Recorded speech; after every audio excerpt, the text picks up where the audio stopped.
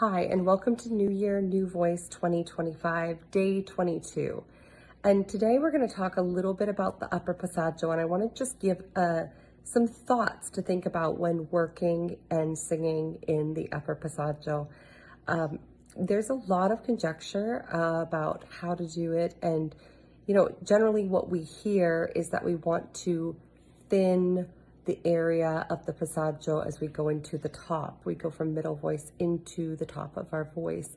And that upper passaggio needs to become narrower or thinner and keep a kind of, gathered embouchure, gathered feeling. But I do want to point out a couple points that may seem to fly in conflict with that, but they don't, in fact. And one of the aspects that I wanted to talk about is about jaw opening, because I hear this a lot that when we're singing in the upper passaggio, people are taught to sort of shut the mouth, shut the embouchure. And I'm not going to say definitively that that is a good idea or that's not a good idea. I think the answer is it depends. It depends on the repertoire, depends on the context of the phrase, depends on the vowel, blah, blah, blah, right? There's a lot of it depends. But I will also say that if you seem to be avoidant to learning to open your jaw and get a little bit more pharyngeal space opening in the upper passaggio, it can indicate that there are some tensions in the jaw, tensions in the pharynx, tensions in the palate, tensions in the tongue, and can indicate too that you're artificially holding your voice in position. And so what happens is when you open, it reveals that actually everything was being held in position by a fixed nature, and opening kind of drops the placement of the voice. So it can feel like things sort of go sideways when you open. And I just wanted to provide two reasons for working on opening your jaw in the upper passaggio.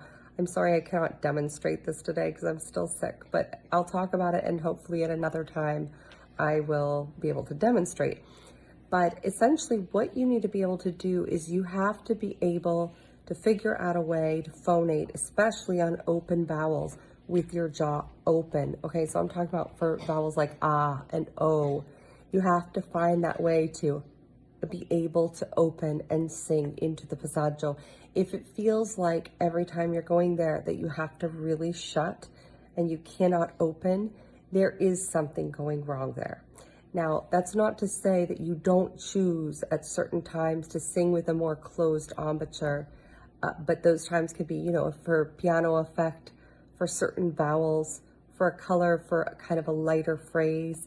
But you should be able to do the full jaw opening vertical, right? So that's another consideration, is when we're talking about narrowing the passaggio, we often think that it's shutting the jaw. But essentially what we also want to do is we want to narrow the embouchure. So the embouchure can also be narrowed this way, all right? It doesn't need to be narrowed just this way, okay?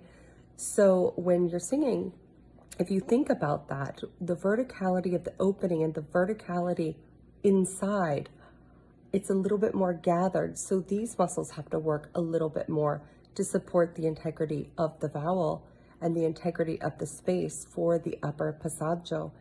And if you're only doing it by shutting the jaw and singing through a small space, you could be constricting your voice and not really giving yourself the room to provide the full laryngeal tilt and the full space and resonance of the voice, so that when you go up to the top, it can, maybe doesn't have quite the freedom that it might if you work on being able to keep the opening here with this narrowness coming from here rather than the shutting of the jaw.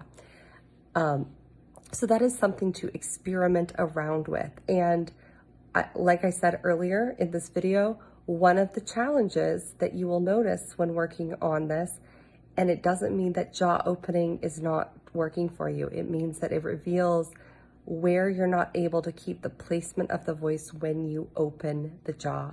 And that is something that actually in any part of the voice we need to work on, because you don't want to have your jaw opening related to how the registration is or how the resonance is. And if your jaw opening or closing is dependent on any of that, you have to work to undo it so your production wasn't correct in the first place.